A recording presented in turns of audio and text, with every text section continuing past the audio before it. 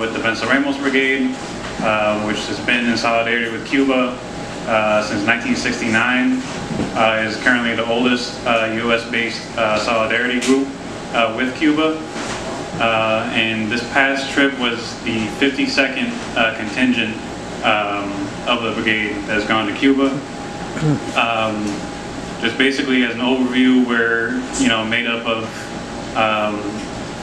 where we do voluntary labor and bring material aid to Cuba and bring Americans to Cuba to learn about the Cuban Revolution, to build stronger connections there, especially to then bring those connections back to the United States, and and help build our movements here. As the last speaker said, it's very important to have these movements connected, and also very important to have these, this thing connected ideologically, because when you look at our demands, like for the Venceremos Brigade, which include things like closing Guantanamo, the naval base, which include ending the blockade against Cuba, which includes taking Cuba off the state-sponsored terrorism watch list, and which also includes like ending all U.S.-backed regime change operations in Cuba. These things are very much connected to, obviously how we interact with the rest of the global South and the rest of the world in general, and how we interact with, exploited and oppressed communities here in the United States. There's obviously direct connections between, blockades when it comes to Palestine and Cuba. There's, direct connections when it comes to things like Cop City and Guantanamo Bay. So, we have that possibility to make those connections if we have that kind of analysis. So this past trip, and we went for 10 days in July. This past trip and the trip before, we spent on the eastern part of the island. Historically, the Venceremos Brigade has stayed in a camp that the brigade had built on the western part of the island, close to Havana. But this time we interacted primarily with the eastern side, of which we had access to physically go and see the Guantanamo naval base, across the bay. Obviously from a distance that won't get us hurt by any U.S. military officials, but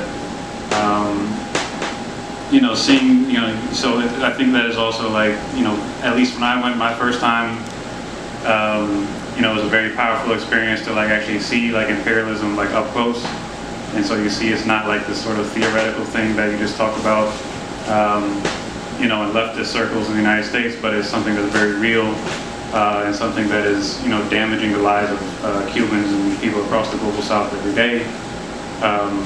And also while we're there, we obviously see the effects of the blockade, which is very similar to the effects of, the sanctions in places like Venezuela and other countries around the world, in terms of hindering the ability to, for the people who have decided on creating their own revolution to continue that with the resources that they have. But nonetheless, we've seen, a lot of things like in Cuba that has to do, that we see like a continuing process of revolution, like in spite of that.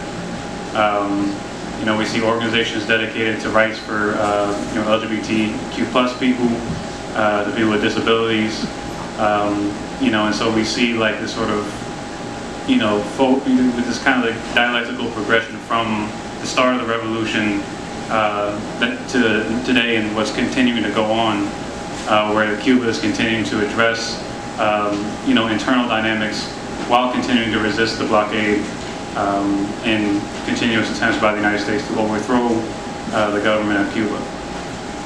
Again, reiterating like the fact that these sorts of developments are very much connected, to each other.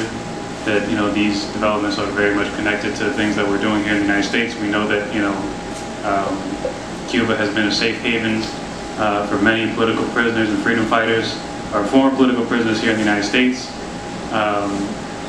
People like Assad Shakur, people like Nahanda Abiodun, have found safe haven in Cuba, and they continue to protect many freedom fighters and continue to advocate unapologetically for liberation of, oppressed neo-colonies around the world, or straight-up colonies around the world, like Palestine, which again is something that the youth of Cuba is very heavily involved with. They were one of the few countries in Latin America that spoke up against the imperialist actions that are taking place against Haiti right now. And so, it continues to, be a stronghold against, imperialism in the global South, and support progressive movements there and within the United States as well.